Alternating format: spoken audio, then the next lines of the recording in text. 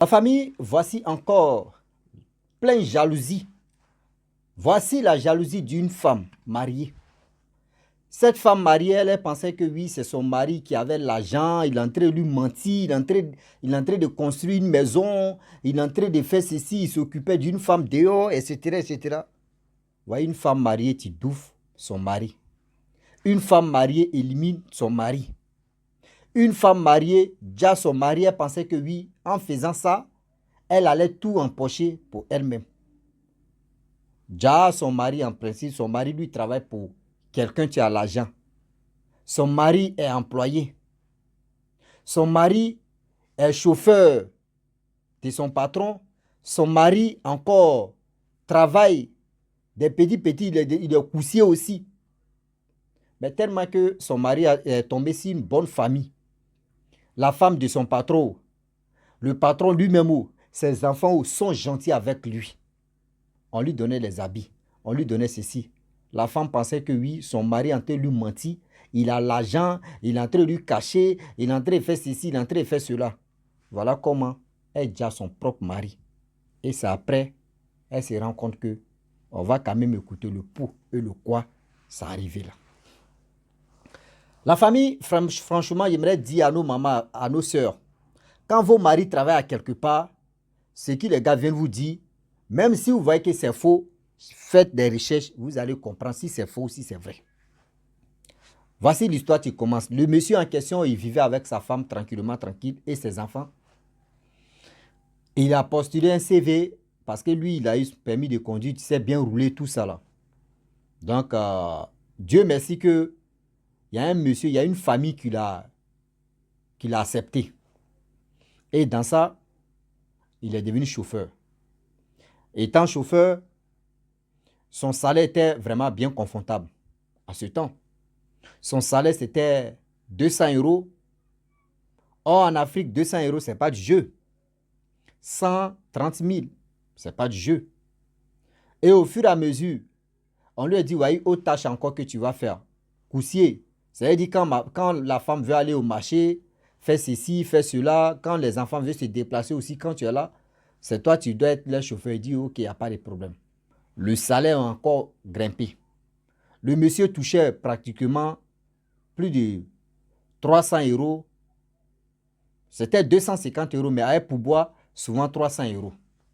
Donc, le monsieur, il était tranquille.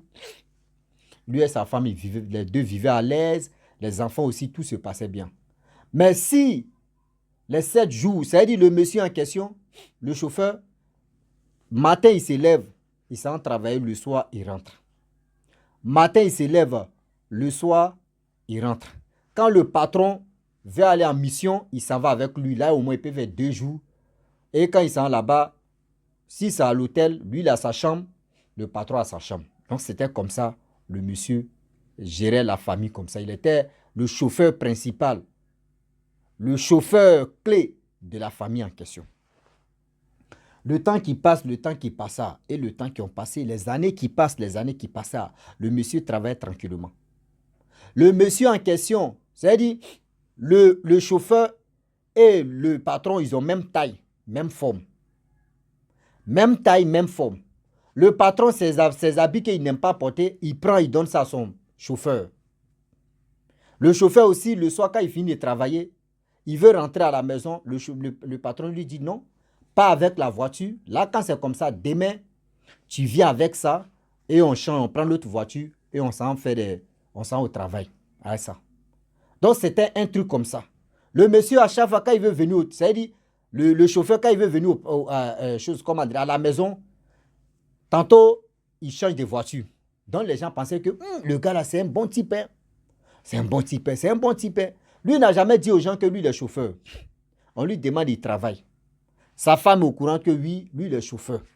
Ses enfants sont au courant. C'est-à-dire, tout le monde est au courant. Mais dehors, eux tous pensent que oui, il a l'argent. Le monsieur aussi, il s'habille très bien, correctement. C'est-à-dire, il est tranquille. Il aime son métier. Le patron aussi le respecte. La femme de son patron aussi respecte le monsieur en question. Souvent, quand sa patronne fait le marché, tout, elle fait aussi petit marché pour le chauffeur plus sa femme. Tiens, va avec ça, toi et ta femme et les enfants, vous allez bien manger. Le monsieur a passé combien de temps? Plus de 10 années avec la famille. Il était à l'aise. La femme ne manquait rien. Voilà, après les 10 années plus tard, le patron dit à son chauffeur que la maison où on est là, franchement, on va quitter. Voici le chantier où on s'en va là-bas. C'est mon chantier déjà là. Je ne vais pas mettre quelqu'un là-bas. Si on finit de construire, on va aller là-bas. Toi, tu vas venir ta femme ici, vous allez vivre ici. Tellement que le chauffeur était vraiment heureux. Il a commencé à pleurer. De joie, il ne pense même pas que son patron peut lui donner. C'est-à-dire, le patron a dit, viens, tu vas rester ici avec ta femme. Pas pour dire payer. Hein. Parce qu'il a été honnête. À 10 années, il était honnête, loyal avec cette famille. Avec la nouvelle là, le chauffeur s'élève, il vient dire à sa femme que, mon patron dit, il entrait, moi-même on allait dans son chantier où les gens travaillent pour lui là. Très bientôt, on va déménager ici pour aller dans autre maison où il est là. Lui, il va déménager avec sa famille pour aller de l'autre côté là-bas. La femme dit, elle a compris. Ça, c'est la nuit. Causerie de la nuit au lit. Matin, son mari est parti au travail. Il revient encore, il envoie des habits, tout. Manger, tout ça là. Lui met ses habits, tout ça là. La patronne aussi, elle lui donne les habits. Elle dit, voyez les pains, morceaux de pain, voyez ceci, cela. Ta femme peut porter aussi.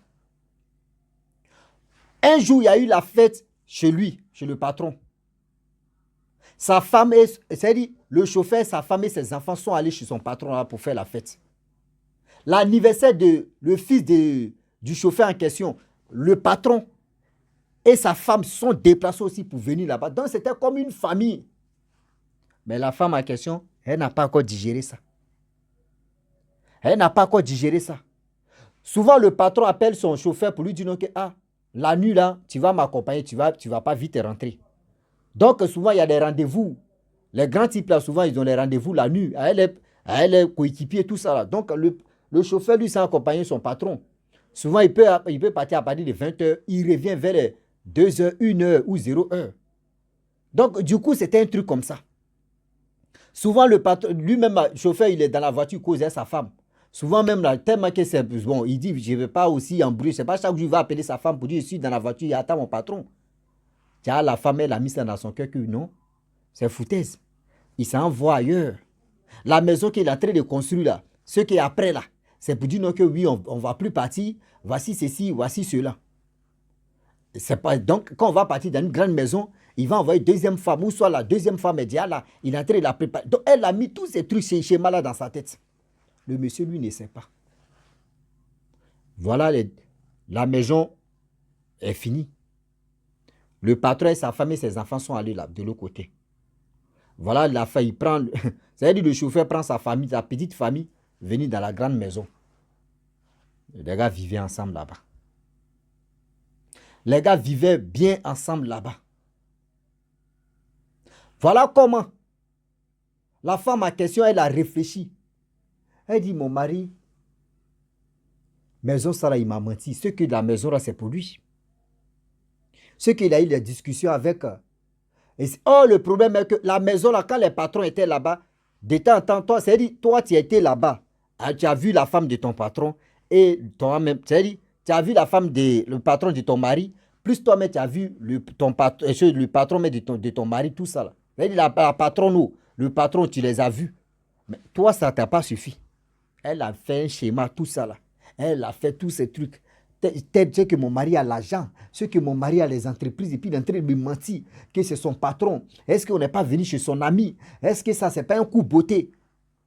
Elle a mis ça dans sa tête que oui, la maison où elle était là, c'est-à-dire où elle est venue faire la fête avec son mari, est-ce que ce n'est pas son ami? Est-ce que ce n'est pas son associé? Est-ce que ce n'est pas si elle, tout ça restait dans sa tête? A fait des patrons, mais elle a enlevé ça dans sa tête. Voilà comment elle reçut Adja son mari. Elle était contente. Les patrons sont venus faire condoléances. Vraiment, on compatit la douleur avec toi. Vraiment, celui-là, il travaille très bien. Il est ceci. Il est... vous-même, vous savez que les corps là, ça ne dure pas. Ça ne dure pas. De là, parce que c'est quelqu'un, franchement, on le respectait. Ils ont mis son corps à la mort. 3 days, je ne sais pas combien de jours là, parce que c'est musulman, combien de jours. Pas, ils l'ont enlevé. Ils sont allés l'enterrer. Ils ont fini de l'enterrer, tout ça là. 1 jour passe, 2 jours passent. 1 mois passe. 3 mois plus tard, le patron vient à sa femme pour lui dire, ah franchement, votre mari, il était très bon. Il a fait plus de 10 ans et demi avec nous. C'est quelqu'un qui était loyal. Mais on a mal. C'est le patron et sa femme qui a très dit hein, qu'on a mal. Si c'est manger, si c'est pour mettre les enfants à l'école, ne vous inquiétez pas. Nous, on va s'engager de ça jusqu'à les enfants vont grandir. Et aussi, tu vas gagner ton mari. Parce que là, tu es encore un peu, tu ne peux pas rester comme ça fidèle jusqu'à ta mort. C'est pas bon. Elle a commencé à sourire. Vous voyez, deuxième encore, pour dire, ah vraiment, il y a quoi encore? Mais cette maison qui est là, c'est pour nous, on est venu récupérer la voiture. Elle dit non, la voiture là, c'est pour mon mari. La maison là, c'est pour moi. Elle dit non. Le monsieur est parti, sa femme allait chercher les papiers, que voici les papiers de la maison. C'est à nous. Tout ça là, c'est à nous. Elle dit quoi? Tout ça là, c'est à nous. C'est nous-mêmes, on lui a dit non, qu'il n'a qu'à venir rester sa famille ici. Parce que vu qu'il travaille avec nous, on avait tellement de projets pour lui. Dans les années à venir, on lui a parlé de ça. Dans les années à venir, on allait créer une entreprise pour lui. De sauter de gardiennage. Et ceux qui dressent les chiens. Toutes ces entreprises, on allait faire ça à son nom. Parce que c'est lui-même qui a voulu faire ça. Donc nous, on dit on allait faire ça pour lui. Et il allait être lui-même son chef. Et encore, il a dit non que oui, ses enfants n'ont qu'à quitter le pays pour aller en Europe, pour aller étudier. Donc, lui avait dit non que dans 5 ans, nos enfants, on doit les mettre ensemble, ils vont aller étudier. Donc, on a mis ça ensemble. C'est-à-dire, on a parlé de ce projet-là. Mais hélas, ton mari est parti. On va le faire. Nous, on tient nos promesses. Mais il n'est pas là pour dire, il a fait des sociétés, on ne peut plus faire. Donc, mais pour dire, tenir la promesse d'envoyer les enfants en Europe, on va le faire. La dame qui a mis dans sa tête que non. Maison, ça là, c'est une grande maison. Ça va venir à mon nom. Parce qu'on est déjà mariés. Voyez ceci, voyez cela. Voyez tout son rêve qui était branché comme ça, est tombé. Point. Le rêve, comment elle a fait, c'est-à-dire le patron de son mari et la patronne sont partis. La dame est là comme ça, et puis elle pleure. La dame est là comme ça, elle pleure. Où je peux trouver un mari comme ça? Avoir les gros yeux pour dire je vais faire ça là, je vais gagner ceci. Ton mari te parle, ton mari sort, il est chauffeur. Vous qui avez des maris chauffeurs, je vous demande pardon, les mamans. Vous qui avez des maris chauffeurs, je vous demande pardon, je m'en genoux pour vous. Ce que vos maris vous disent, si vous ne croyez pas, faites des enquêtes, c'est mieux. Il y a un patron peut se lever, va dire non que la nuit l'accompagne dans un rendez-vous. Il va aller là-bas avec son patron. Il peut faire 2 heures c'est-à-dire il peut quitter là-bas à 2 heures du matin, 3 heures du matin. Mais toi, dans ta tête, si tu n'es pas mûr d'esprit, si tu n'es pas vraiment, tu n'as pas mental d'acier, tu vas dire non que oui, mon mari allait me tromper à une autre femme. Il est en train de me mentir que c'est son patron, il est son patron, il est ceci, il est cela. Et aussi, vous les hommes, vous qui êtes chauffeurs, évitez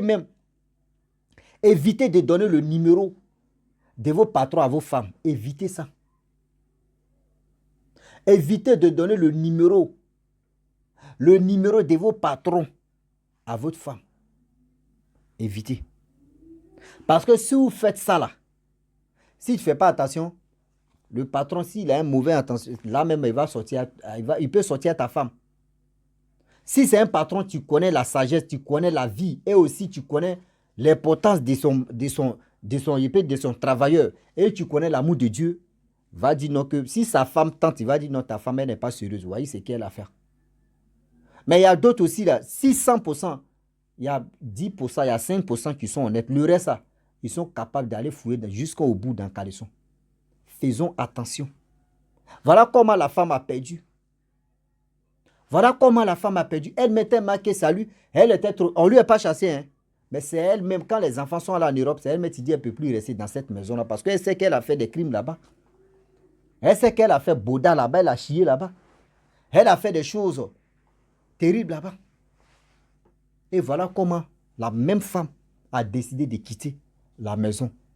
La patronne, le patron, ils ont pris la maison, ils ont mis ça en location. C'est pour vous dire, cherchez à comprendre quand quelque chose, c'est-à-dire, à cause de vos jalousies, vous étiez ensemble, tu ne l'as jamais attrapé avec femme. Tu n'as jamais, c'est-à-dire, au moins si tu l'as attrapé avec femme, et où il y a eu des, tu peux mettre ça dans ta tête, ou tu peux faire ceci, mais tu n'as pas fait tes enquêtes. Rien. Parce que dans ta tête, tu dis, oui, la maison, ça là, il y a deuxième femme qui va venir, au moins si ça vient à ton nom, c'est quelle femme tu as vécu avec tes enfants, voyez ceci, voyez cela, voyez comment c'est passé. Et puis imagine-toi, tu es encore très jeune, tu déjà, c'est-à-dire toi tu tues ton mari, et que ton mari n'est plus en vie, tu vas chercher c'est-à-dire tu vas chercher un autre garçon qui n'a jamais souffert, c'est-à-dire qui n'a jamais eu de souffrance même, c'est-à-dire tu vas le prendre comme ça, venir, broum, dans la maison. Si c'était ton mari qui avait construit, broum, il est dedans. Un inconnu, pareil, il aime. Parce que là, s'il fait hériter, tu as dit quitte de ma maison parce que c'est toi qui as construit, pareil, tu es hérité. Regardez comment les choses se passent. Regardez comment vous. Quelle méchanceté cruelle. Quelle méchanceté extravagable, digne d'un film Tarzan. On n'a pas encore fini avec ça. Rossi Bejo, un saut, une saut. On va piser là. Donc la famille, franchement, j'aimerais m'arrêter là. Si tu es nouveau, tu es nouvelle sur ma vidéo, il faut t'abonner sur ma chaîne YouTube, ma page Facebook. N'oubliez pas de partager mes vidéos et aussi liker. Je vous dis à très bientôt. Ciao. Bisous. À l'instant.